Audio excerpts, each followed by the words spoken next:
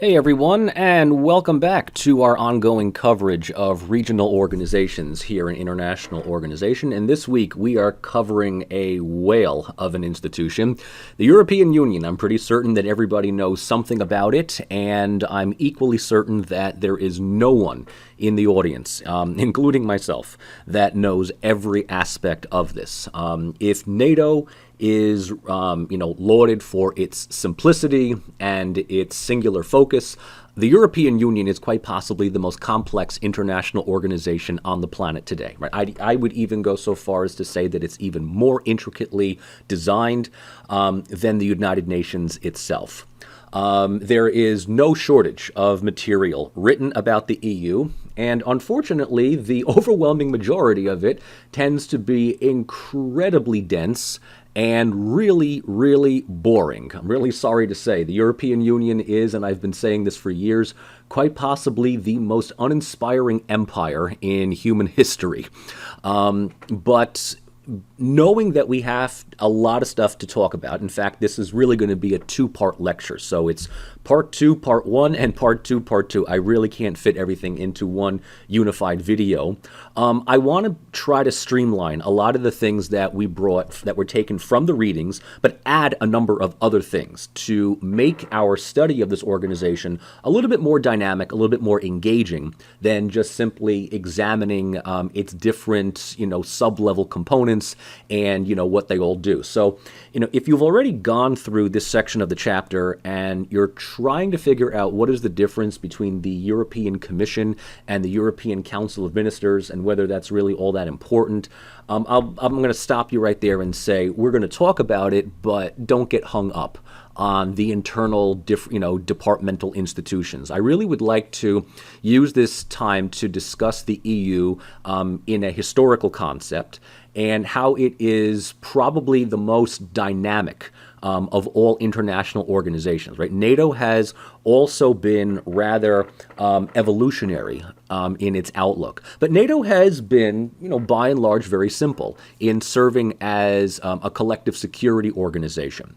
The European Union is still, right, if we were to, identify it in a single Wikipedia definition, the European Union is and has always been an economic regulatory body. Right? That is its primary function. The European Union is an economic regulatory body, and it is tempting for many people, including policymakers and statesmen, to assume that the EU is also a political body. Now, the reason behind that is because the EU has taken on much more proactive involvement with its members. Its judiciary bodies have far more oversight and the ability to enforce policies among its members. But the European Union is still an organization of governance, not government. And while the EU does have some trappings of a federal system, the 27 member states that make it up still have the final say. So if anything, the EU might look like a federal body, and in some Euro-optimists, the EU might come to represent the once and future United States of Europe. But like the UN, it is not going to become a global body. It's not going to become a super state institution in our life, at least not in my lifetime, and we're not that far apart in age, not yours as well. So, let's take this very, step by step, because there is no way that we're going to be able to cover every aspect of the EU in these two lectures, and also focusing just on 1 week. But as I have already hinted, the European Union is an organization that is gradually expanding. It's an institution that grows over the years and decades, harmonizing first economic and then later political issues in Europe. Now, you might think to yourself, wait a minute. Didn't you just say it is not a political body? And I stick to that. Remember, the EU is an economic regulatory body, but the degree of economic regulation that needs to, be taken into account for the European Union invariably necessitates some kind of political development as well. And so along with that, what we would classify as political development is usually coming in response to and as a supplement for economic regulations. And this is why we see, study after study of the EU's widening and deepening of institutions. These two words are going to be pretty important, which I'll save until the second half of this video. But the European Union is probably the best example of applied economic strategies of mutual cooperation. So within theories of liberalism, right, especially commercial pacifism, capitalist peace theory, right? The European Union has probably done more than any other international organization today to facilitate those ideas into some kind of practical application. All of this stems from really the interlocking of industrial economics of France and West Germany in the years immediately following the Second World War. And the cooperation proved to be so successful and such a facilitator of peace and stability between the two countries that more and more states not only join this organization, but the outlook of the organization begins to expand, to go from, raw materials to agriculture to, tech and commercial, ideas to, a global juggernaut of what it is today. And this helps explain why the EU has to develop some kind of political structure alongside its economic primary objective. This also helps explain why the EU over the past, let's say, 10, 15 or so years is developing a common set of domestic and foreign policies among all of its members, how the EU kind of functions as this superstructural body that maintains specific relations and interactions with the US and Russia, but also why the EU's biggest problems, and there are problems with the EU. And in case you're wondering what side of the spectrum do I fall on, am I a Europhile or a Eurosceptic, I'll tell you right now, I'm a Euro realist. Right? And as someone who has already said the EU's primary function is, once again, for economic regulation, it is not surprising that when politics is applied, the concept of democracy, accountability, good government, and questions of sovereignty are always up for debate. And that is why over the past 15 to 20, 25 years or so, the EU has also suffered from what we colloquially call a democratic deficit. Okay? These are these more interesting things I'm going to say for the second half of our class here. I want to use the first part of this lecture to just give you some general statistics, right? A sort of a crash course, European Union 101. Right? So this is the current configuration of EU membership. There are currently 27 members. There were 28, but as many of you probably know, the United Kingdom had opted in a referendum to leave the EU in 2016, a referendum that is colloquially understood as Brexit. So at that point, we were up to 28 members. Great Britain is the first and so far only country to have left. Now, this is very important because up to this point, we've spent a good deal of time explaining how when states join organizations, it is very unlikely and highly costly for them to leave it, for a number of reasons. The UK's departure from the EU is really a watershed moment. And I want to say that it's not, the UK is not unique. Right? There are Eurosceptic and, Euro-leave movements in, almost any one of these states. And prior to the UK leaving in 2016, there was a prevailing thought that Greece was going to be the first country to leave due to the devastating economic repercussions that befell the country between 2008 and 2012. In fact, when I was teaching a standalone dedicated class on the European Union at the College of New Jersey back in 2011 and 2012, I kind of was joking, especially in 2012, that the class may have started out as a political science class, but it could have ended as a history course because it was very likely at the time that the whole EU just would have collapsed from the, from the economic repercussions. And Greece was leading the charge. Grexit was really the name here. But, the United Kingdom beat Greece to that.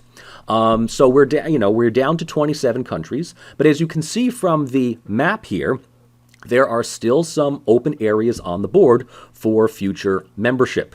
The countries in a lighter blue indicate those countries that are official candidates, right? So they have passed the initial stage of, entry. It's what we would call the Stabilization and Association Agreement. You apply for, if you want to join the EU, you first apply for the SAA. If the SAA is ratified, that's the easy part. Now begins the very long and laborious process of meeting God knows how many regulations, benchmarks, and other points of acceptance before membership is bestowed. So the countries that are currently the candidate members are Serbia, Montenegro, Albania, Northern Macedonia, and people tend to forget Turkey. Turkey has been a candidate country since the 1980s, but there really doesn't seem to be any likelihood of Turkey joining anytime soon. Bosnia is also eligible to be an EU candidate, but it has yet to meet the criteria for SAA. And that is just largely because Bosnia is so internally divided that it's just unbelievably cumbersome. And the last little piece on the map here is the territory of Kosovo. Now, the map just kind of indicates that the borders depicted as they are recognized by the EU. The EU does not formally recognize Kosovo as an independent country. They still recognize it as, at best, a disputed territory.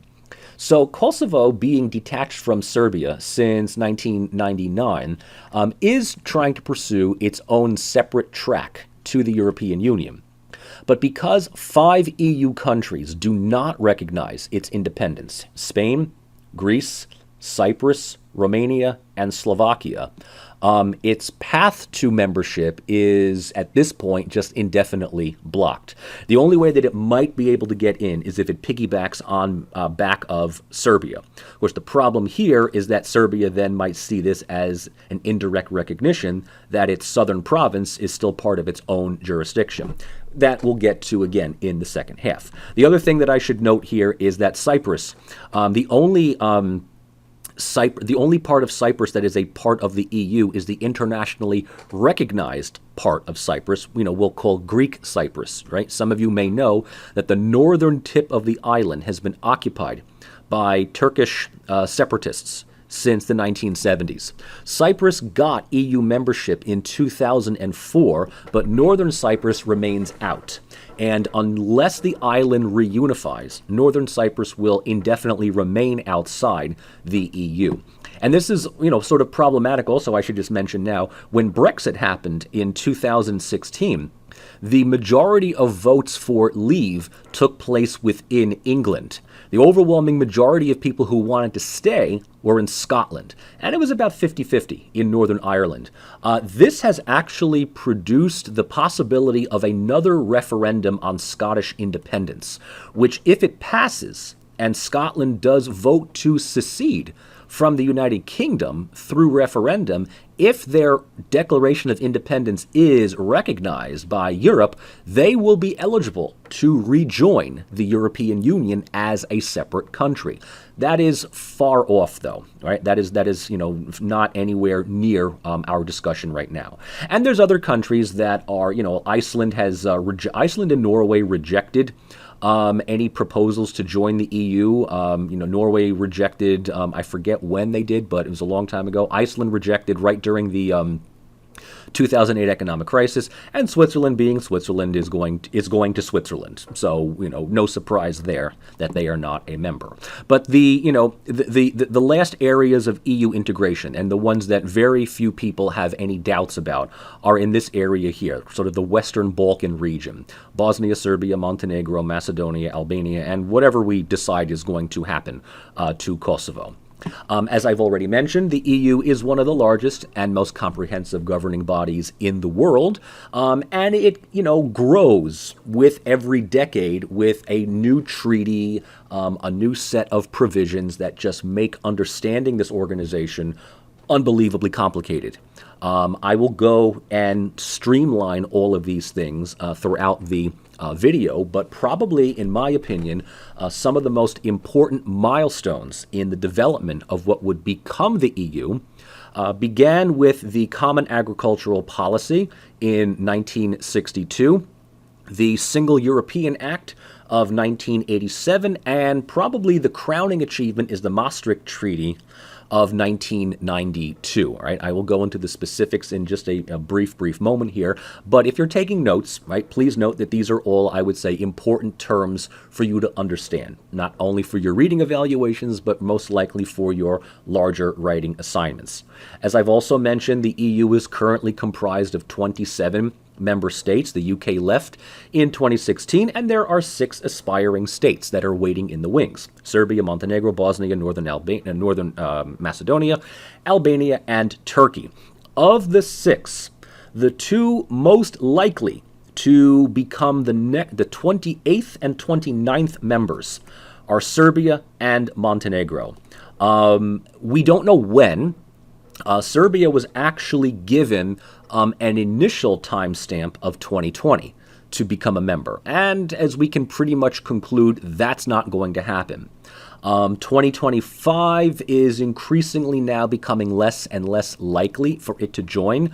But EU officials have said that Serbia and the rest, maybe not Turkey, but at least the first 5 here, certainly have a future within the EU. And, none of these are, I would say, powerful countries. I would say of the 5, not counting Turkey, Serbia is probably the most important, given what's left. And that's just simply because of its economy, its population, but also its strategic city of Belgrade. So the other countries that are joining, they are comparatively weaker. Their economies are, cosmetic compared to the larger EU. They wouldn't necessarily be seen as major contributors. They would certainly be more recipients of collective economic development. But that is probably the reason why membership has constantly been pushed off and delayed for them. So their, eventual membership could be years. And when we look at Albania and Bosnia and the territory of Kosovo, it could be even decades away. All right, so that's the, by way of an introduction here, how I want to now parse out the rest of this lecture is to divide it into 4 big areas, right? And we're going to do the first 2 in this video, and I will save the linkage and leverage and the democratic deficit for the second video. I'm just doing it largely because I think the video would just be way too big to cover, and you probably want to give yourself a break, right, after this first one, and then go into the second half a little bit more rested and ready to rock and roll. But I will divide up our coverage of the EU by historical development, institutional features and functions. Then we will look a little bit more into policy. All right, and this is where things get a little bit more interesting when we bring in concepts of linkage and leverage since 1990. And then finally, just a big general discussion about the EU, the democratic deficit, and whether the EU really is a democratic institution. Right? We like to think that it might be, but once again, as we have, the EU is primarily an economic regulatory body, which, historically speaking, has dealt with a lot of consolidated democracies. But its expansion into Eastern and Central Europe and its eventual incorporation of the rest of the Balkans, unfortunately, if you're not up on this, democracy doesn't really seem to be doing quite well in Eastern Central Europe these days. And I'm not suggesting that any of them are receding into authoritarianism, but the type of illiberal hybrid regime that we, kind of note that might be more prevalent in the Middle East or whatever, we're finding rudimentary signs of that in Poland, in Hungary, in Albania. Turkey's, of course, at this point gone almost full-blown authoritarian. Does the European Union have any connection to the weakening of democracy and good governance? Well, this is something that we're going to save for that second half. But suffice to say, in order to understand and have fun with parts 3 and 4, we're going to have to get to a good understanding of parts 1 and 2. And so here's the big historical development, the origin story of the European Union. And the gentlemen that are within this picture are some of the primary founders, some of the ideological, the political leaders of what would eventually become the European Union. The two most important people in this picture is actually, interestingly enough, the gentleman all the way on the right here. This is the French foreign minister, the post-war French foreign minister, Robert Schuman. And the gentleman here is the first post-war German chancellor, Konrad Adenauer.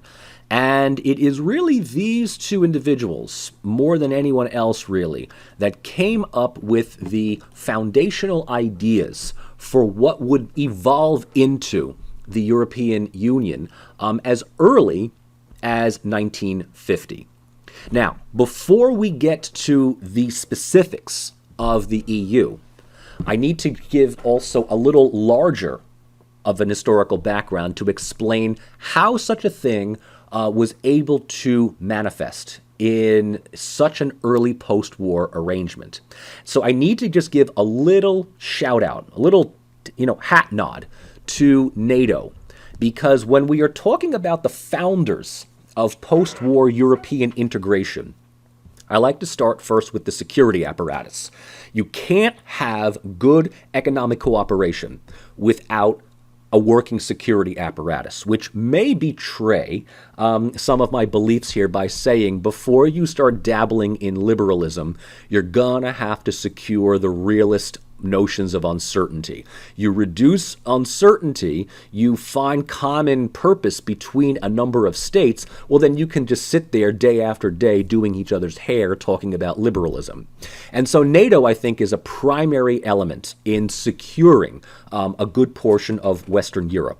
NATO, as we talked about last week, provides collective security through a post-war period as a type of space for mutual understanding and integration.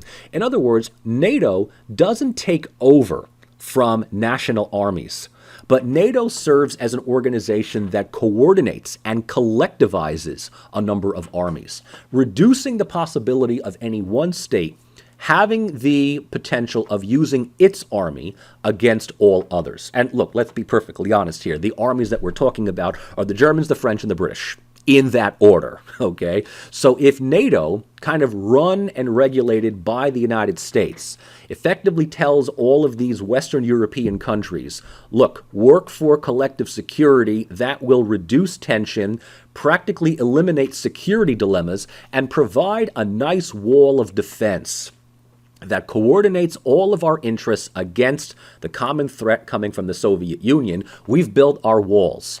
And within those walls, within that defensive wall structure, now we can talk about cooperation, economic development, and some kind of ideological common ground.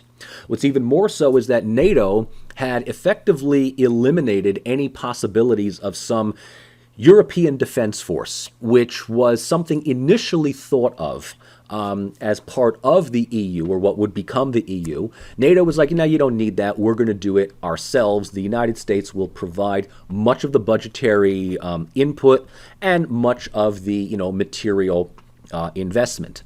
Now, this, of course, was related also to another major element of security and walls, the Marshall Plan, right? NATO and the Marshall Plan, they're not linked, but they're very, very cooperative. And both seek to extend America's commitment to maintaining security in Western Europe and integrating as many of these countries as possible. So the United States is basically serving as like the big lifeguard, the chaperone. Not only by providing collective military security, but also major infusion of cash, right? If you remember from your history classes, the Marshall Plan was America's way of economically rehabilitating as much of Europe as possible. And this wasn't America giving out loans, right? This wasn't like the United States throwing wads of cash at the French and the Italians and the British and the Germans saying you owe us. But this was America's way of just simply throwing, not asking for a return, but investing in Europe, right? And it's just as much in America's interests as it is in these European economies, because the United States wants to go back to international trade and cooperation as soon as possible. Now, you're going to wait maybe about 15, 20 years for these countries to get on their feet economically on their own. And as we learned in the 20s, right? Countries that are economically volatile and unstable tend to produce a whole bunch of political extremist movements, sort of out, those that challenge the status quo. And if you're trying to wonder why, just look at the United States right now. It's kind of the same thing. Now, the idea of the Marshall Plan was not just to get these countries back on their feet, but as I just said, to provide a fail-safe against extremist politics. And the biggest political threat to Western Europe immediately following the Second World War was communism. There were a number of communist movements that had been rather successful in, resisting and fending off the Nazis. In particular, Italy and France. And so by throwing money and investing within the region and building up its industrial infrastructure, it's kind of like a New Deal. It's like America's New Deal for Europe. And it spurs economic growth to the point where it gets states to start thinking collectively, right? It was one of the elements of the Marshall Plan. Was not just, here France, here's some money, here Germany, here's some money, here England, here Italy, here's some money, now go and do things. No. Parts of the here's some money is, here France, here's some money, try to spend that in cooperation with Germany. Hey, Germany, here's some cash. We kind of learned our lesson from punishing you guys at the end of the First World War, but please to God, do not take the money that we're giving you to, recreate armaments factories. No. You're going to be using that money to work with the French. And by the way, we're going to come back every couple of months to see how well you're cooperating. So the Marshall Plan is already encouraging these countries to work together in some type of collective economic regrowth and rehabilitation, which leads to, this is the big moment, the Schuman Plan. The Schuman Plan of 1950. Remember that guy, Robert Schuman, foreign minister of France? So, Robert Schuman, and credit needs to go to this guy, more than I think history, gives him to. Robert Schuman's forward way of thinking is that the French and the Germans need to eliminate the cycle of violence and unpredictability between the two of them. Now, there's lots of ways that we could do this. We could have peace treaties. We could have, gentlemen's agreements. Schuman came up with a fantastic plan, and that was combining the industrial resources of France and West Germany, what will eventually become West Germany, into one externally mediated cooperative. In other words, the eastern regions of France and the western regions of Germany can work together in some kind of industrial cooperative where the Germans have a lot of coal and the French have a lot of iron ore deposits. Now, if you remember from your chemistry days, right, when you heat iron ore up to a certain temperature, right, the chemical compounds within it change to create what? Steel. So Germany will provide the coal, France will provide the iron, and together they will create steel. And this venture would be effectively run by a transnational institution. It would not necessarily be French or German, but it would be French and German. French and German that are represented through some transnational suprastructural institution to maintain harmony as well as coordinate the allocation of resources. Now, this is a fantastic example of commercial pacifism.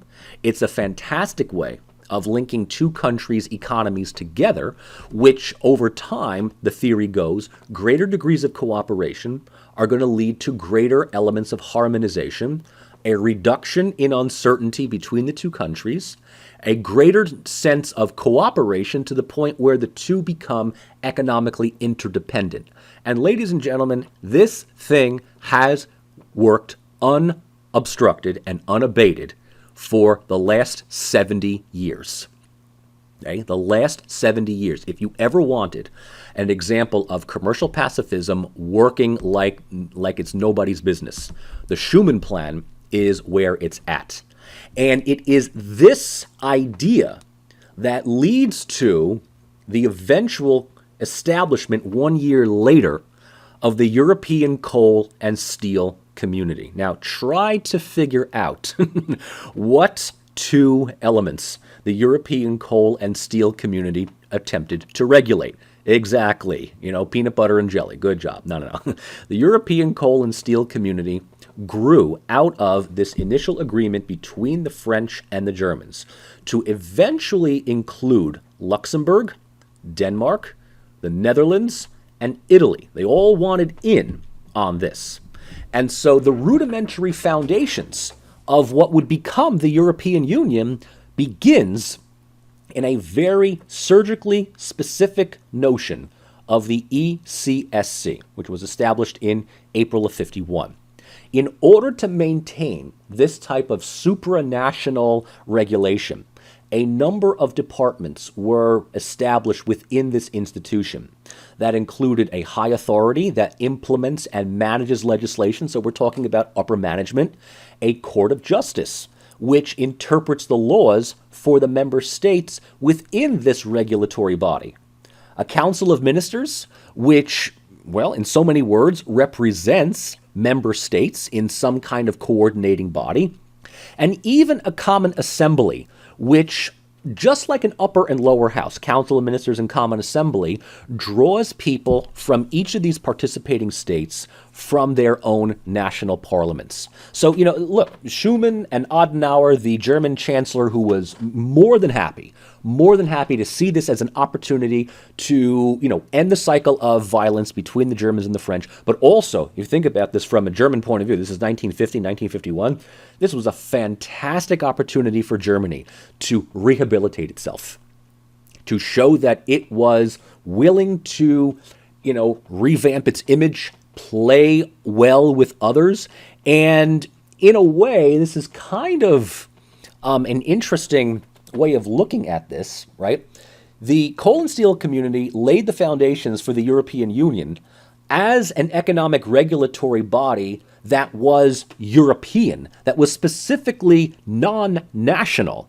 So, the coal and steel might have been the brainchild of a Frenchman, might have been, welcomely accepted by a German, but the coal and steel community operates specifically as a non-national organization. Now, this is important because it denationalizes ideas of common markets that were previously controlled by one state. And, interestingly enough, we don't talk about this a lot, but for much of, Hitler's Nazi empire's duration, states that were, occupied by the Nazis, we can talk politically about how their freedoms were taken away, their sovereignty was incorporated into this, fascist empire, whatever it was. But here's the weird, dark humor. The economy was doing great.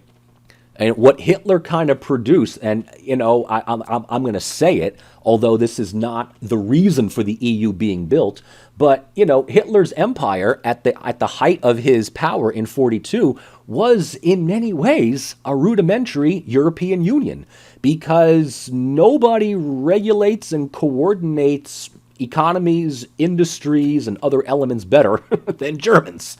But as George Kennan had sort of aptly noted around 1950, there was one thing wrong with Hitler's New Order, and it was Hitler's.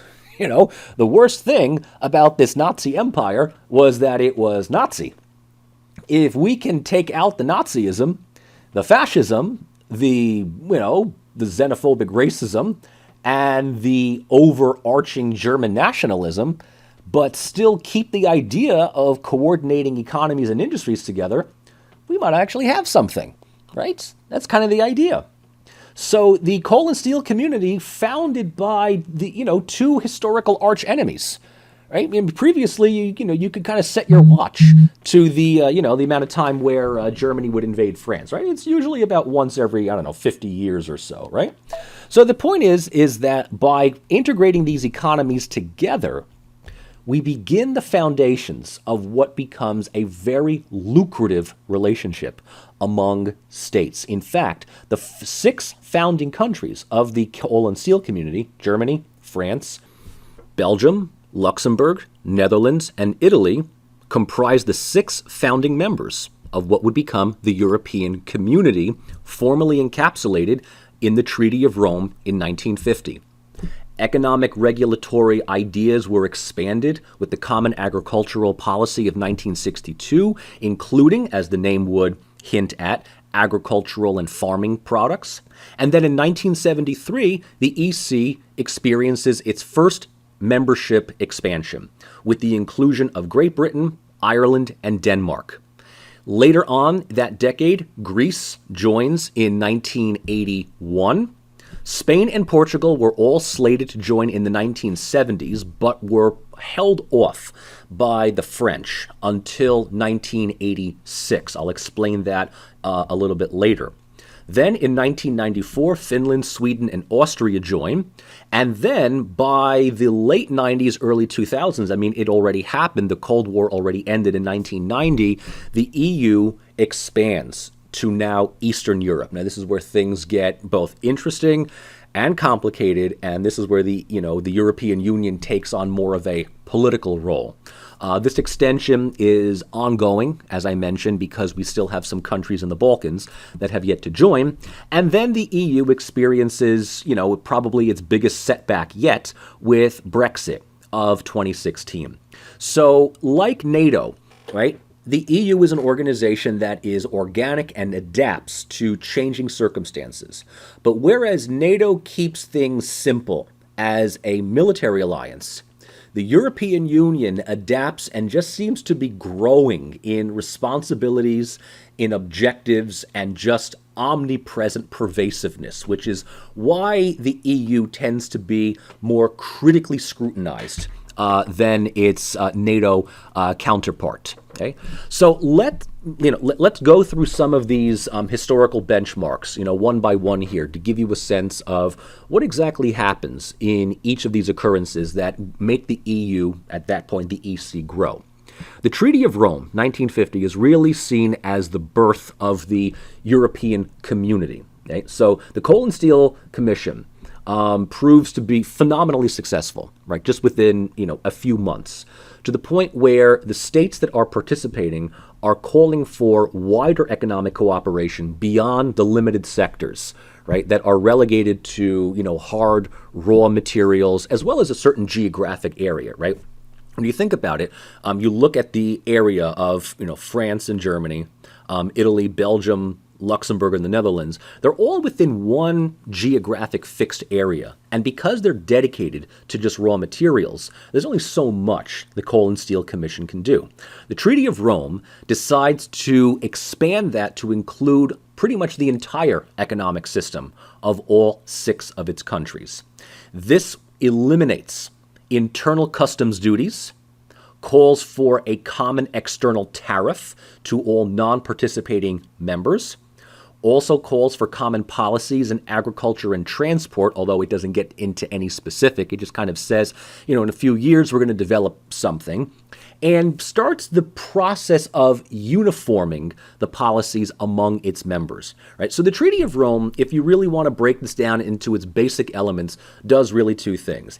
It takes the successes of the coal and steel and just expands it towards larger economic sectors of its 6 members.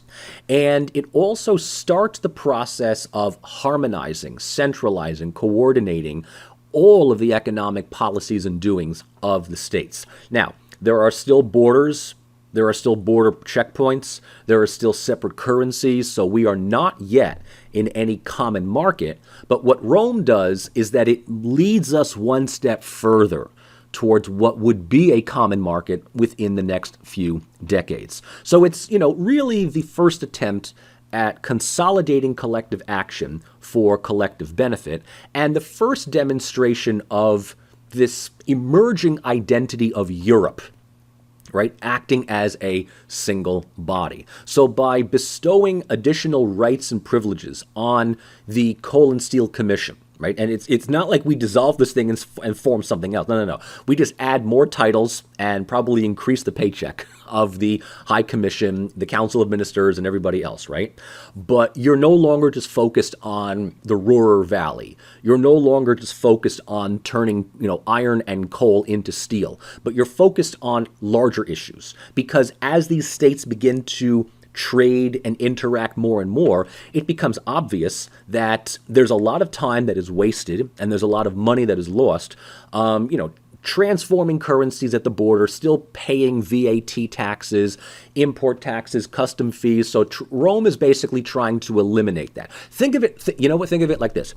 Think of it like trying to alleviate the traffic at the New York-New Jersey border. We're still going to have toll plazas, but instead of actual people that will handle your money, we're all just doing Easy Pass now, right? We're just driving. Better yet, even if you don't even have Easy Pass, a little camera will, take a picture of your license plate and send you the bill. Just keep going, right? So what Rome does is it begins the process of simplifying, harmonizing, and coordinating the activities of its member states. Now, things don't get interesting, really, until we get to the Common Agricultural Policy of 1962. Now, I'm not going to lie, and I have not had anything yet to drink, so you can believe me when I'm saying this sober. I actually like the Common Agricultural Policy. I get excited over the why? Hear me out, okay? The Common Agricultural Policy is basically to farming and agricultural products what the Coal and Steel Commission was to raw materials. Okay, so it's just expanding the idea of coordinating, sharing, passing across borders, but it also begins the administrative regulations on the type and quality of goods that are produced. So it's more than just standardizing produce. It's more than just subsidizing the agricultural sector, which in and of itself is good, but it starts to create a number of, let's say, rubrics.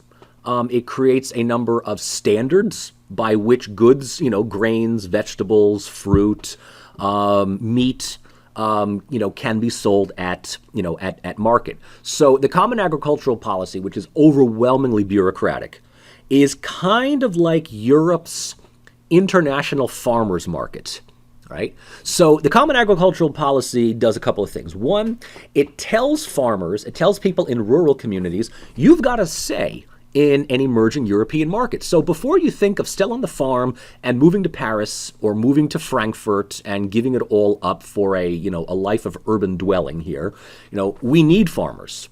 And this was actually a big thing on behalf of the French that wanted to maintain this idyllic, agricultural sector of its country, but also eliminate the possibility of large macro farms, right? So they kind of see what's happening in the United States, right? Farming communities are just, farms are closing and all this land is being bought up by these big commercial farms. And, I bet you kind of realize, right? Especially for those of you that come from Europe or have family in Europe or have spent time over there, the quality of the food is better than what's mass produced here.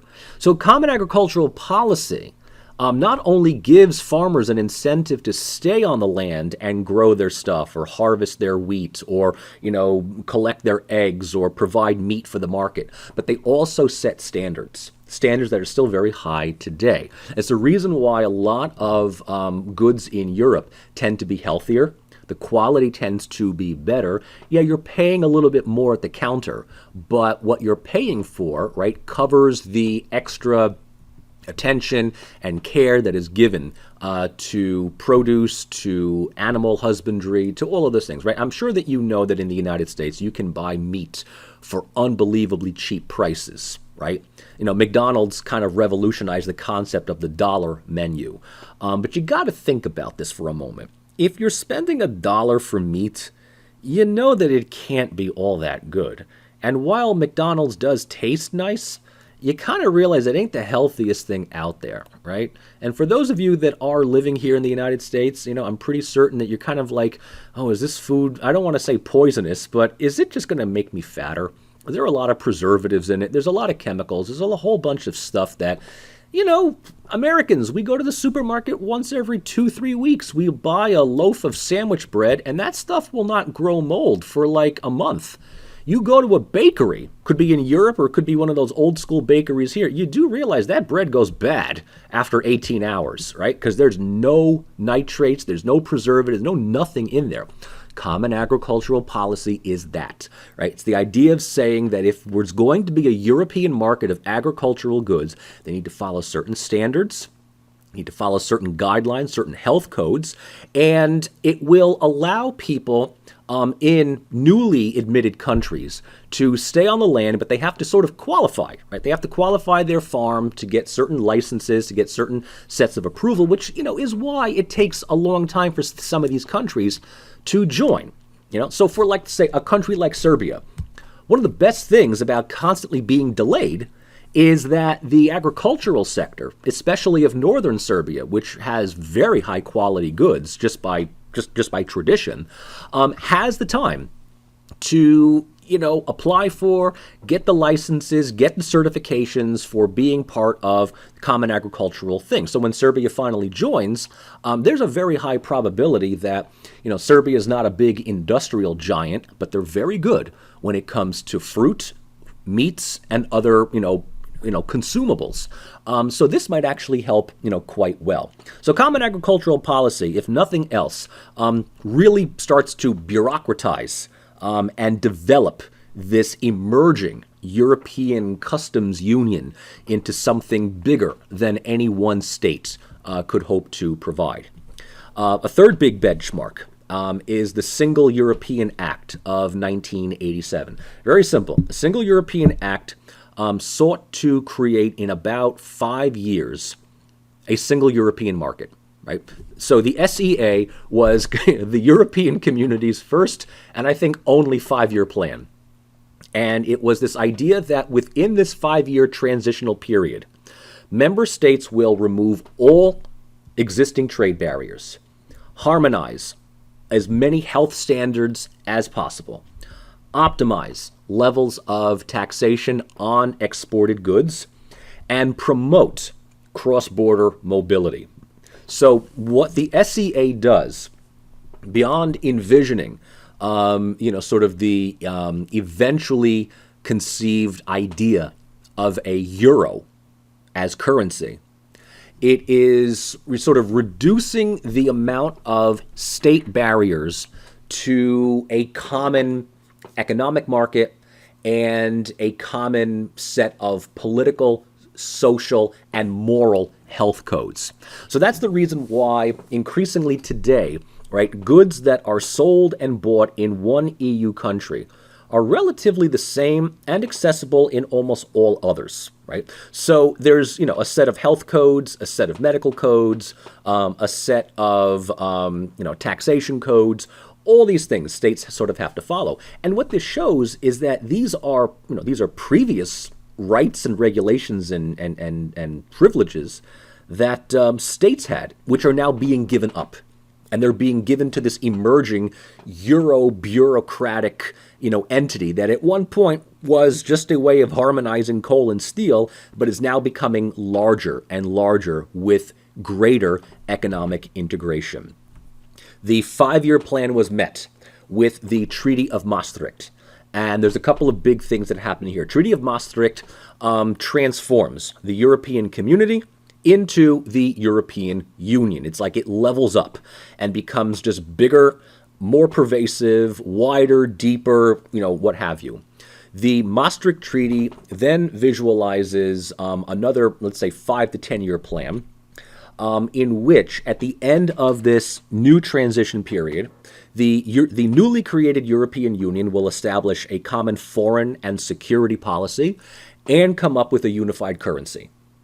And the euro, which I'm sure all of you know, was proclaimed January 1st, 1999, and that gets rid of a major national institution for their members, and that is currency. The Deutschmark, the French franc, the Italian lira, all these things go away. The Greek drachma, all go away. Everyone's using euros, right? Not the most interesting looking currency. It's pretty boring if you've ever seen a euro. It looks like monopoly money, but that's some serious cash, right? The euro is up there with the US dollar. And so that benchmark was met in 99. The common foreign and security policy took another couple of years until the Lisbon Treaty, which we'll get to. But in between that time, something big happens. In fact, Maastricht kind of happened in the shadow of this. The Cold War ends. Single-party dictatorships in Eastern Europe collapse. The Soviet Union breaks up. Now, it was already kind of discussed among EC individuals as, early as the 1980s, that, it's not an issue of if, but when Eastern Europe opens up. We don't know when it's going to happen, but we know that we got to start thinking about this. Because if Eastern Europe opens up, if these dictatorships collapse, right? Soviet Union or no Soviet Union, they're all going to be looking to us. They're all going to be looking to us for membership, right? Because we see already that smaller, economically weaker countries like Greece, Spain, and Portugal joined. Right? Greece joins in 81, Spain and Portugal join in 86. We're running out of big countries. We still got, by 86, we still have Scandinavia and Austria and, whatever Switzerland wants to do, But once we have that, we're pretty much saturated with Western Central Europe. At some point, Eastern Europe is going to want to join. And the big problem is that the way of harmonizing a lesser developed economy like Greece, Spain, or Portugal, and that was problematic enough. The French actually went so far, as I said, to delay the Spanish and the Portuguese for really two reasons. One was, I think, pragmatic, and that was the Spanish and the Portuguese were just not modern. They still were not industrialized or ready yet to join. And when you think about it, it's like the law of averages with a grade, right? If you get an A on one assignment and you get a C on the other assignment, you're going to average yourself out to a B. So the French are kind of looking at the Spanish and Portuguese and they're saying, if we bring them in now, they're actually going to pull everybody's economy down before they start building themselves up again. So kind of give them like a probationary period where they do it a little bit on their own. Will help them out, but they're not going to be able to sell their cheap goods within the EC market. And that's just simply a way of keeping our prices and our goods, strong while they get up to par, and then they can join. Now, that very same reason was also very selfish. The French looked at the market in Spain and Portugal, and they realized a lot of the agricultural goods were similar to what the French were offering, but a hell of a lot cheaper. That included wine, oil, cheeses, what have you. The French, not wanting to lose their lucrative hold on the cheese market, I kid you not, made the effort to block membership of both of these countries until they raised the prices of their goods, and their agricultural sector just kind of bought more French-made, German-made, EC-made products. Once the Spanish and Portuguese economies were a little bit more expensive, a little bit more developed, then we'll bring them in, right? The French have this way, and this is actually a very good example of showing that current members have the ability of deciding the fate of would-be applicants. Right? And there's a reason why a lot of these countries in Eastern Europe were delayed as long as they were, which brings me to what you see on the slide. Because it is once Eastern Europe opens up that the term Copenhagen conditions become a thing. The Copenhagen criteria, the Copenhagen conditions were a set of guidelines, benchmarks, policies that these emerging post-communist governments needed to meet in order to gain membership, right? So it's not like Austria or Finland or Sweden or Denmark that suddenly decides, Hey, can I join the EU? Yeah, sure, come on in. It's awesome, right? No, no, no, no, no. When a country like Poland or the Czech Republic or Slovakia are like, please to join European Union. I have lots of ideas here. Will work for cheap. They're like, oh dear God, the last thing we want is an army of Slavs coming into the West, just kind of ruining it for everybody. It's more true than me being facetious here. So the idea was, in order for you to join, all of a sudden the European Union kind of goes Ivy League. Right? Beforehand, it was just kind of like, hey, you want to go to school? Come on in, go to school. Right? Now all of a sudden, you got to take entrance exams. You got to have interviews. You got to look nice. You know, you got to be able to look like you're a European. So that is why membership in many of these countries was delayed for at least another 15 or so years, right? Poland, Hungary, the Czech Republic, Slovenia, Latvia, Lithuania, Estonia, Cyprus, and Malta join in 2004. Slovakia was about to be delayed, and then they really got their act together. Not wanting to be that one Central European country that doesn't get in, and trust me, but you can understand the embarrassment that Slovaks would have if the Czech Republic got in, but Slovakia was like, I will be damned. I will be damned if a, Czech gets into the EU before us, because we'll never hear the end of it. So they really go and do their thing, and they're able to get in. Now, this was the biggest, group of membership. Now, mind you, Cyprus and Malta, they're not Eastern European countries. They were a few peripheral, states here and there that, were able, finally join. Malta is a small little island off of Italy. No big thing there. Cyprus was a bit problematic because, as I mentioned in the beginning of this lecture, 2/3 of Cyprus joins. The Greek part, the internationally recognized part, the Turkish-occupied north, failed in a referendum to reunify with the island and has since just been kind of cast off and ignored. And it's little more than a Turkish colony, unfortunately, at this point. Bulgaria and Romania were also slated to join, but a little grumbling within EU circles had kind of said, look, 10's enough. And Bulgaria and Romania, they're sort of further down the list. There's a little bit of elitism and snobbery that comes with this. But truth be told, Bulgaria and Romania were economically weaker and institutionally less stable than their Central European counterparts. However, membership was offered for both of them to join in 2007. And, we can now say past the point that this membership was premature. The EU is still kind of colloquially trying to digest Bulgaria and Romania. They did not have the same degree of developed economies, but membership was offered to them out of fear of them falling under Russia's sphere of influence, right? The idea was offer membership to these countries and bring them into the European sphere, right? We'll take in kind of like, the remedial students here. We'll take in somebody that should have gone to county college, but we're doing it largely to avoid them falling under someone else's influence. And, again, this is kind of not politically correct to say, but it's kind of true, right? A lot of these countries in Eastern Europe were more interested in joining because of the markets that they could draw from rather than what they could contribute to. Now, Poland, Hungary, and the Czech Republic are largely today contributing countries. Okay? They have kind of reached a certain level of modernization that we could really, not call them Eastern Europe anymore. That's kind of derogatory. Central Europe, that's a little nicer. Okay?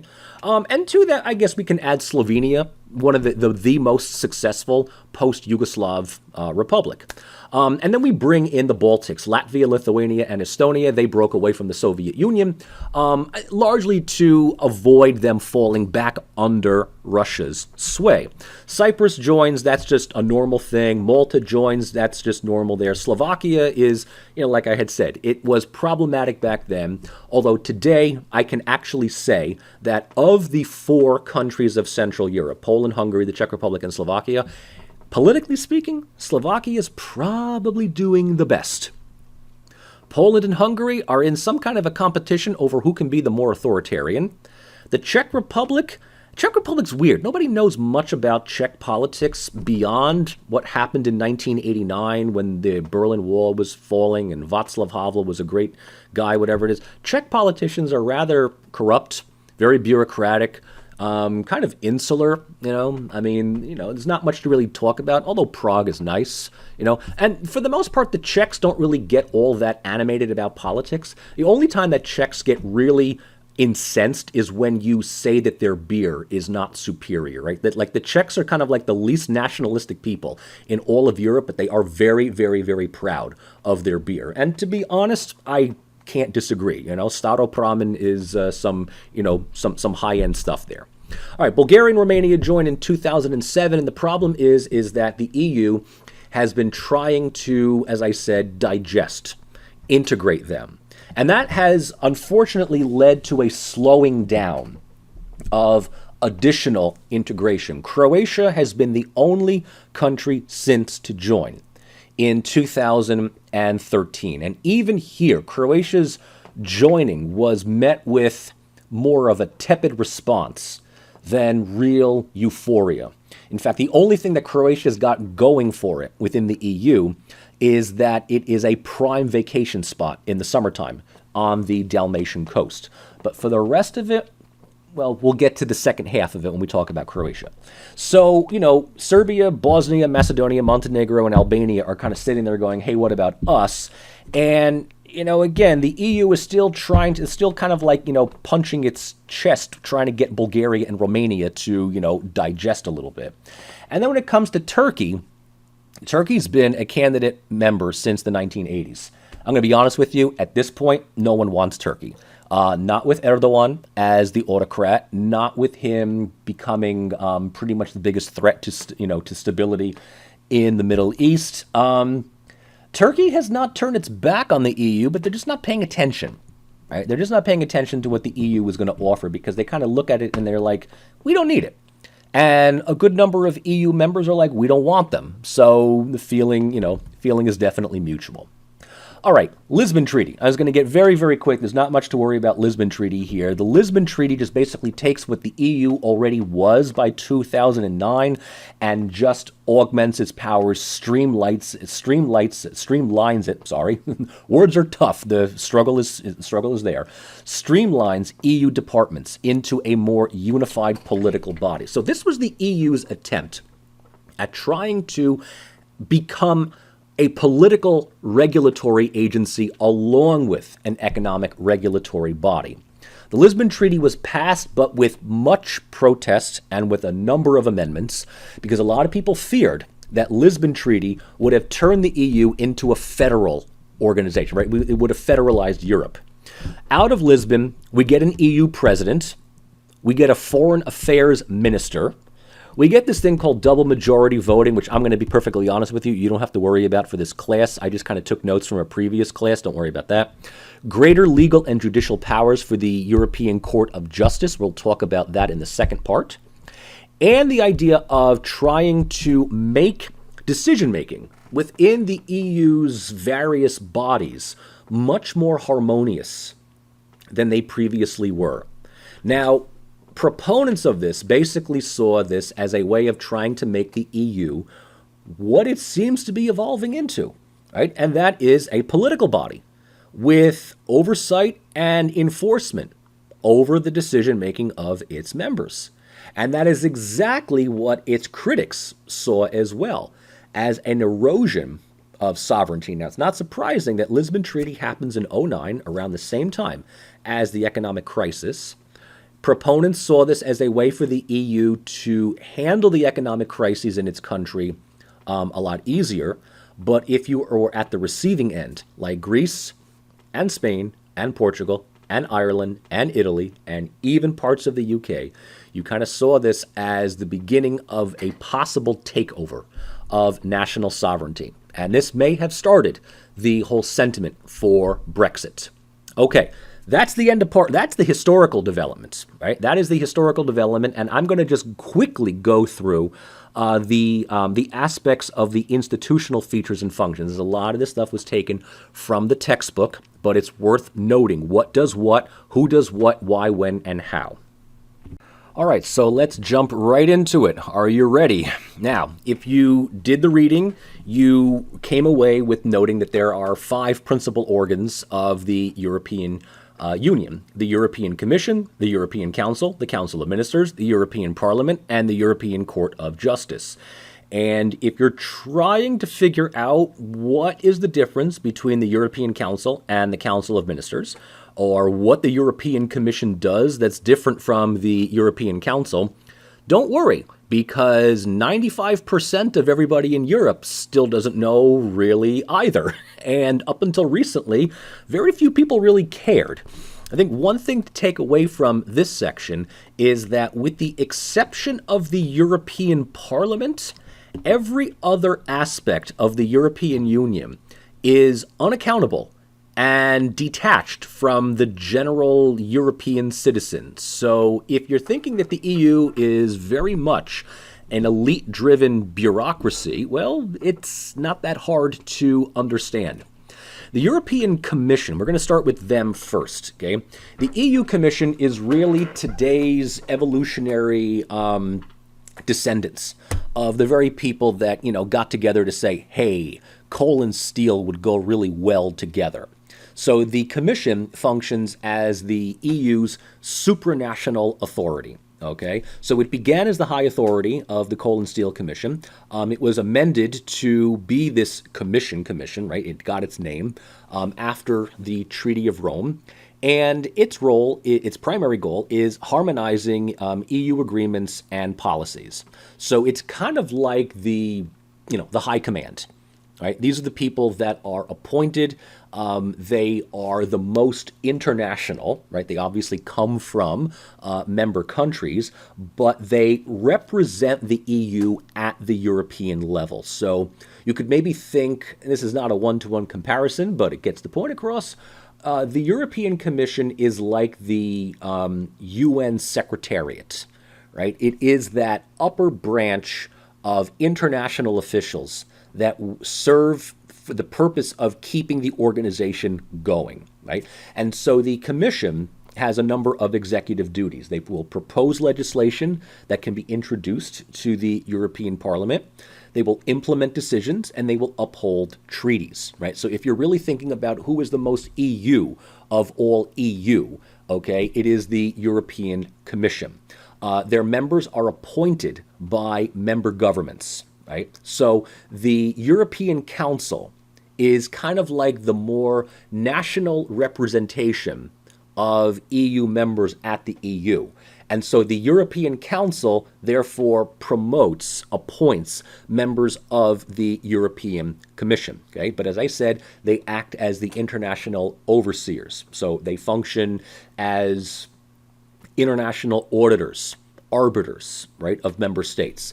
Their goal is to ensure compliance and as well as to maintain penalties, right, if a state, a non-participating, non-cooperative member is determined.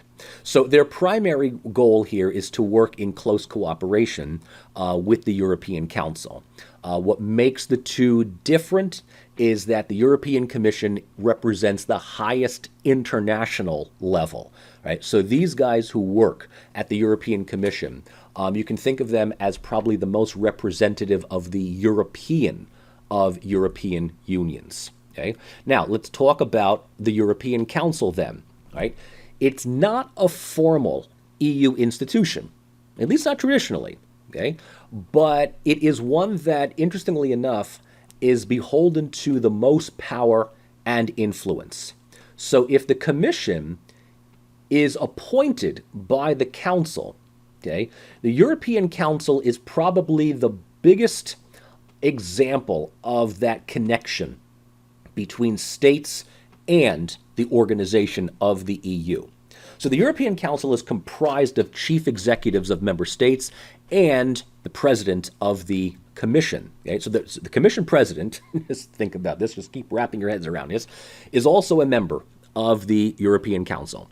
So European Council comes from people who still retain their national identities, their national flags at the European Union. Okay, it kind of is like the Security Council in this sense, right? The head count is something that is small enough to reduce arbitration, discussion, coordination to a workable minimum.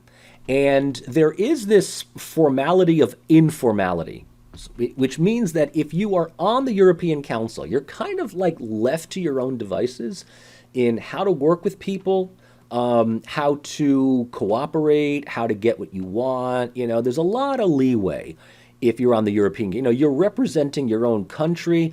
And oftentimes you've got your head of state on speed dial. Sometimes you even are the head of state. It's not uncommon for a head of state to also be on the European Council, just to make things a little bit more streamlined here, right? So personal politics, elite bargaining, pecking order, seniority, whatever works behind the scenes, right? This is like, absolute elite-driven politics here. And the European Council is, designed to resemble, I guess, elements of a confederation.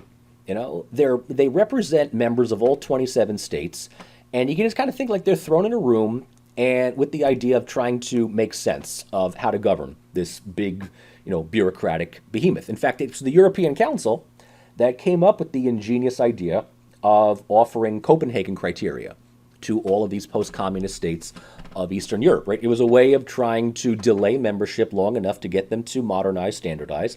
The European Council was also the place where the French came up with the great idea of delaying Spanish and Portuguese membership just because they wanted a few more years of monopolizing the markets with their own stinky, smelly cheese. So the composition of the European Council, it's the most visible presence of state-level authority in representation, collective bargaining. In a way, it is behind closed doors, unaccountable by the people. It's whatever goes, right? It is really whatever goes. The council's role, its composition, was amended by the Lisbon Treaty to get rid of foreign ministers from every member and streamline it with one, EU-designated foreign minister, right? And the first one was Catherine Ashton. So it reduces the number of already smaller numbers of people at the table. It's a way of just trying to streamline the idea that the European Union has its own unified thinking foreign policy. I want to spend a little bit more time here on this Council of Ministers because, traditionally speaking, these are the people that set the policies, that set the procedures, that set the rules, that shape and direct the European Union. The strength within this is that it's, behind closed doors, unaccountable to much of the people, appointed by, we would like to think, intellectuals, qualified lawyers, civil servants, people like that. And the small number of them, provides a greater ability of collective action. It also kind of eliminates, any red tape of accountability, even with the European Parliament or other EU organized bodies. The fact that many of them can be heads of states or are directly appointed by or report back to heads of state means, you can't really get more official than that. And if the EU is still effectively an organization made up of state representation, this is where much of the decision-making happens to, take place. Of course, giving all of these responsibilities and levels of importance to the Council of Ministers kind of makes all the other ones kind of redundant, right? Sort of, well, what's the point of the Parliament? The Commission, Commission kind of takes its orders from the Council. And, sort of in many respects here, things can happen depending upon personal relationships, power politics. Old realist habits are certainly hard to break here. Okay, so what then is the difference between the European Council and the Council of Ministers? In so many words, the European Council is made up of national representatives that work behind closed doors to kind of serve as the real executive decision makers. The Council of Ministers is the closest thing the EU has to bureaucratic advisors. Right? That's basically it.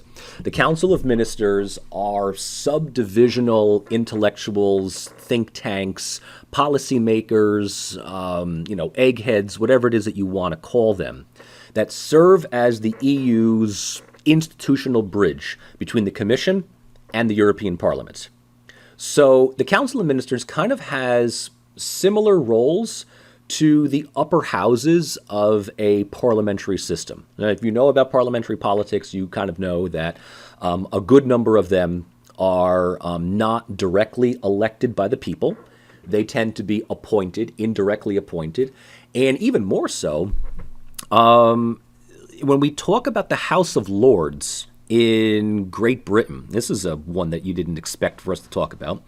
The upper house in British Parliament is, at this point, rhetorical, a little bit more than useless, but they have one very important purpose. Okay? Being part of the House of Lords means that you got a lot of time on your hands. And you do vote on policy. You can't veto, you can't do anything else, but you kind of have reinvented yourself as, go-to people for research and development. So in this sense, the Council of Ministers kind of serves as this transitory body between full state interests and what is good for the larger supranational legislature. So these are the people that kind of interpret, do the research, create the terminology, write the narratives for taking something that might be regionally important for one or two countries in the EU and trying to make it a more region-wide policy. So, initially, the Council of Ministers' goal was to serve as the steering group for all participating members working for the coal and steel high authority, right? Their job was to kind of make things work, right? Harmonize it, make it bureaucratically functional. Obviously, Council of Ministers' role is going to increase as the Coal and Steel Commission morphs into the EC, and then, of course, grows even further into the EU. So the Council of Ministers today, right, there still is someone that does coal and steel. All right, that one's just an old school, profession here. But the ministers' roles have become more formalized. Especially with the Treaty of Rome in 1957, that now requires subdivisions that look into, atomic energy, economic regulatory ideas, right? So we're talking here about little subdivisions that help make the policy work. They write the things, they do all of the grunt work behind, it's just dedicated office work for the most part. But they're kind of like in the most lucrative research jobs out there, right? Their job is to kind of make these ideas workable. They are appointed and dismissed by national governments. So they are unaccountable, they're unelectable by the individual. This is a perfect behind the scenes kind of job. Okay? And, in this case, they have the opportunity of working on a number of, sub-councils, right? So whether it's foreign affairs, economic affairs, agricultural ideas, justice and security, transport, telecommunications, social welfare, employment, unemployment, human rights, you've got it. That's their goal, right? So they're really just the bureaucratic number crunchers, the think tanks behind the scenes, right? That's 3 of 5. The big one, and the one that everybody tries to sell you on, is the European Parliament. The European Parliament is the only EU body that is actually directly elected via public elections. So if your country is in the EU, not only do you have national elections, but you have EU parliamentary elections as well. Okay? And the thing about this is that it gives the public the sense that they are electing people to special international political parties to serve sort of these macro social interests within the parliament. So yes, it's got a parliament. There's political parties. The political parties attract people from multiple countries. So you've got right-wing, left-wing, neoliberal, socialist, nationalist. You even have a Eurosceptic wing within the European Parliament. I mean, it sounds meta, but there it is. It's the largest body in the EU. It currently is comprised of 705 parliamentary members from 27 countries. Now, this is down about 30 or so after the United Kingdom had left.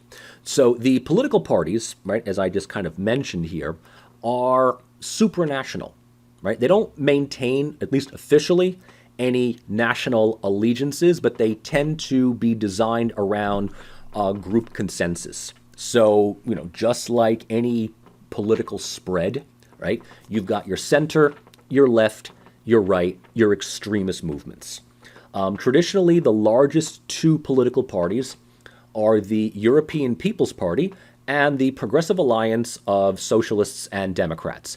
That's kind of like the equivalent of your right of center and left of center, right? Right of center, left of center. European People's Party are usually where Christian Democrats would go.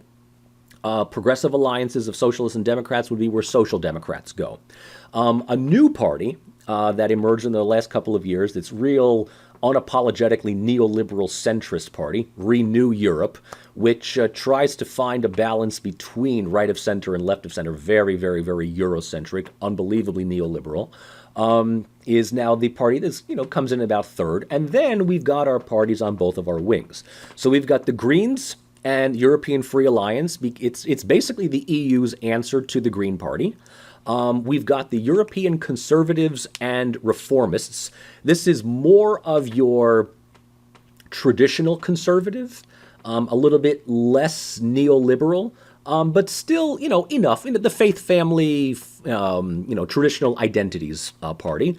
You've got your European United Left and Nordic Green Left. This is always fun. Your European United Left, those are your Bernie Sanders socialists. All right, that's your Howie Hawkins. That's your Democratic Socialists. Your communists in some level there, and the Nordic Green Left, because the Nordic Green elements don't want to associate with the more mainstream Greens. Just hear me out. That's the title of it. And then you've got your far right, your Identity and Democracy. So this tends to be, faith, family, and fatherland, a bit more xenophobic. What's interesting is that the European Parliament, the European Union itself, is very much the target of these groups in their own national parties back home, right? They're Eurosceptic, they're anti-European in the sense of anti-global, anti-cosmopolitan, but they have representation in the European Parliament. In fact, one very charismatic and outspoken member of what used to be kind of the more Eurosceptic, the Identity and Democracy is what it has morphed into now, is a man by the name of Nigel Farage. Right? Nigel Farage. I don't know if you've heard of him, but he is, I think, one of the founding members of the United Kingdom Independence Party, UKIP. And he was a, Eurosceptic member of the European Parliament up to the moment when the United Kingdom left. He constantly, it was great, just YouTube videos of him, just Nigel Farage, European Parliament, because I guarantee you're going to be entertained, right? He's constantly bashing the EU, talking about how much of an unelected, undemocratic body of people that they are, and they just kind of give him his time to talk. He's entertaining. He's articulate, he's got that nice, refined, English accent. But he was pretty much at the forefront of Brexit. And when Brexit happened, and I got to admit, we were all really surprised that this took place, he was beside himself. He was just like, this is one of those rare occasions where a political party actually achieves all of its goals. So when the UK leaves the EU, he packs up and goes, and he's back in Britain now. Not as popular as he used to be. He's actually become a bit more crazy right-wing at this point. He's an unapologetic supporter of Donald Trump, very much xenophobic, wants to close the borders with Britain, wants to make Britain great again in that sense. But Nigel Farage comes from this Identity and Democracy wing. And then you just got a whole bunch of unaffiliated, just, random here, there, everywhere, independent people, they don't necessarily make up the far right. They're just like other in that sense, right? So the European Parliament functions like any other parliament, right? Elected by proportional representation, X percentage of the votes given for this party translates into X percentage of the seats in parliament. Now, what's interesting is that, unlike traditional parliaments, the EP cannot initiate legislation. That is at the behest of either the EU Commission or the Council of Ministers. Okay? Or no, I'm sorry, the European Council. The European Council. The Council of Ministers is the bureaucratic eggheads. Sometimes it's even difficult for me to figure this out. The European Parliament gets first reading of all the proposals from the Commission. Right? So they have the ability of passing with amendments, or rejecting. And what usually ends up happening is, unless they overwhelmingly reject, they're going to pass with amendments, right? Pass with revisions, some suggested additions, and this is then, handed over to the Commission, which then, delegates, farms this thing out to the Council of Ministers for refinement, until they reach some kind of agreement, and then finally the EP will vote on something. Okay, and this usually happens about 2 or 3 times. So the EP, again, does not have the ability of introducing legislation, but has the ability of delaying, denying, threatening to deny until really the unelected bodies get it right. So it's kind of like asymmetrical democracy. So the very people that are put into the European Parliament by public vote don't have the ability of actually introducing anything. All they can do is respond to something that is introduced by unelected elites. So, how powerful is the European Parliament? I mean, is it really a reflection of the international demos? Or is it, as many people suspect, a little bit more than a expensive placebo? When you kind of look at what's the turnout for European parliamentary elections throughout the EU countries, they're low. There's a lot of people who are like, well, I mean, what difference is it really going to make when much of the EU's decision-making is in the hands of unelected elites, right? So, I mean, they can respond to proposed legislation, but they're ultimately responding to a relatively unaccountable body.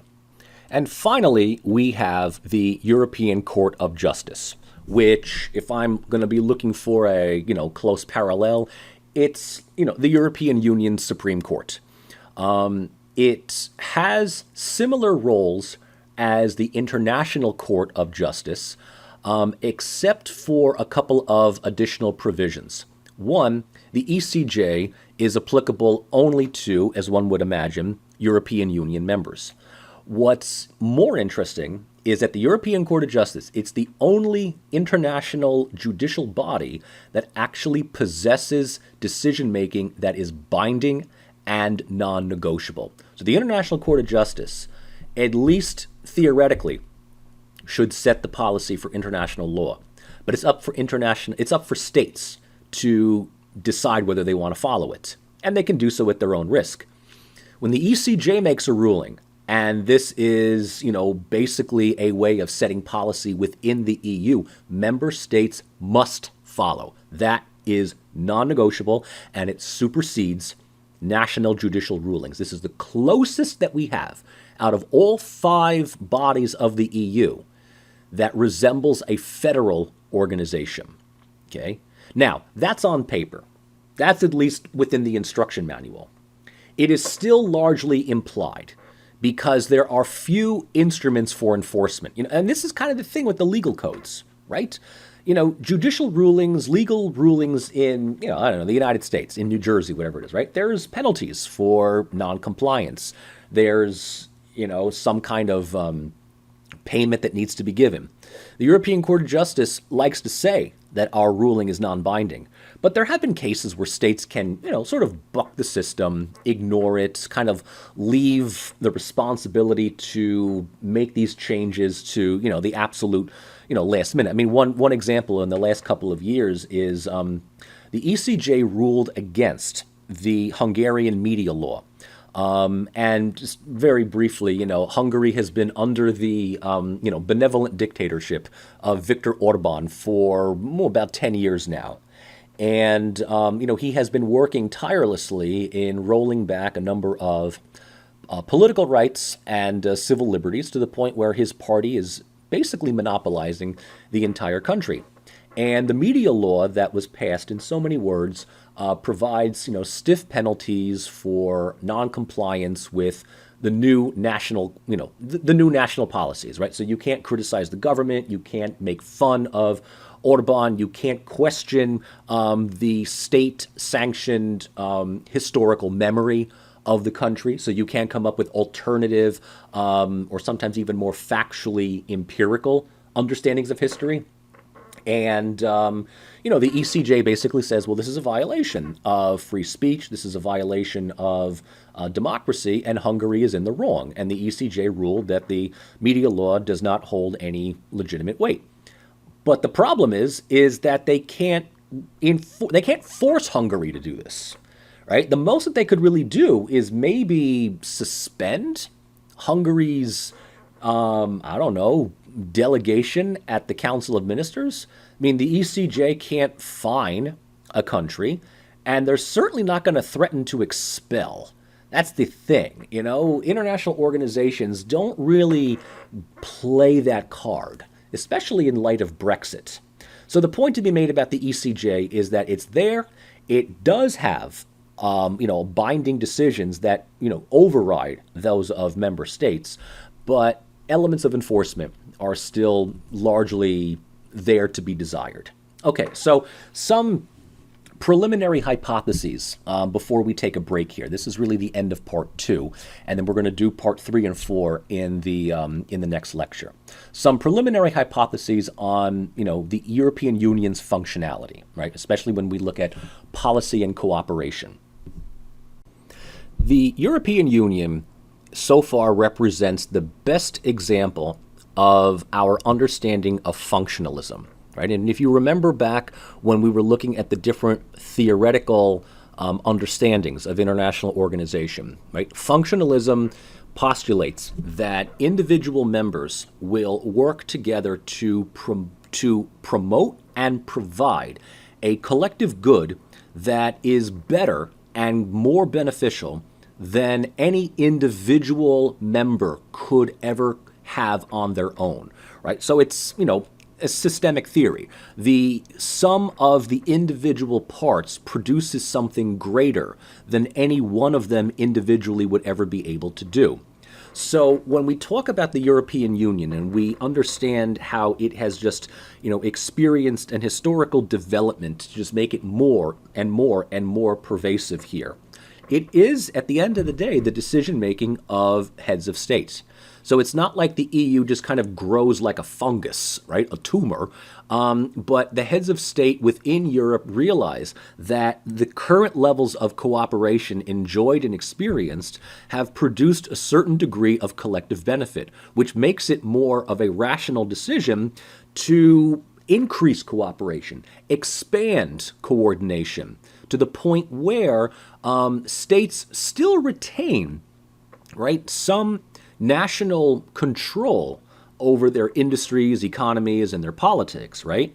But they are harmonized much more with their surrounding neighbors than they ever would be beforehand. So what the European Union has effectively done is act, organically in growing, expanding, and functioning this liberalist degree of cooperation among states. Now, mind you, right, NATO is still there providing the overarching security. And I think what also has certainly helped is that in the wake of the collapse of the Cold War and the dismantling of the single-party authoritarian states in Eastern Europe, almost all of them looked to the EU as the light at the end of the tunnel. So the EU didn't even have to advertise to Eastern Europe, right? They came all on their own. The EU is actually trying to not turn them away, but just prevent them from all mobbing through the front door all at once. So that is probably one of the best, brand images that the EU could hope for, is that other people want to join it, right? Other people want to join, other people want to take part in it because of the benefits that could, come by being a member. Now, mind you, the luster and the image of the EU is not what it used to be. It probably was at its height in the 90s and the 2000s. Since 08, '09, since Brexit. The EU has certainly, experienced its lumps and blunders, and that we're going to look at really in part two. But, I think that the EU has been, I would say, quite responsive to changing interests and new challenges that are part of today's international series of studies. And so while I remain being a Euro realist rather than a Europhile or a Eurosceptic, I understand that the EU is not going away anytime soon, and it will probably take on, greater responsibilities as we move into this, next decade. But before we do that, right, let's take a break, because I think there's a lot of material. I mean, if you really want to jump into part two, knock yourself out. But, I want you to digest all of this, and this should give you enough information and ammunition to go into part two, when we start looking at the democratic deficit and the expansion in policy and rhetoric. All right, so stay tuned. I'll be right back.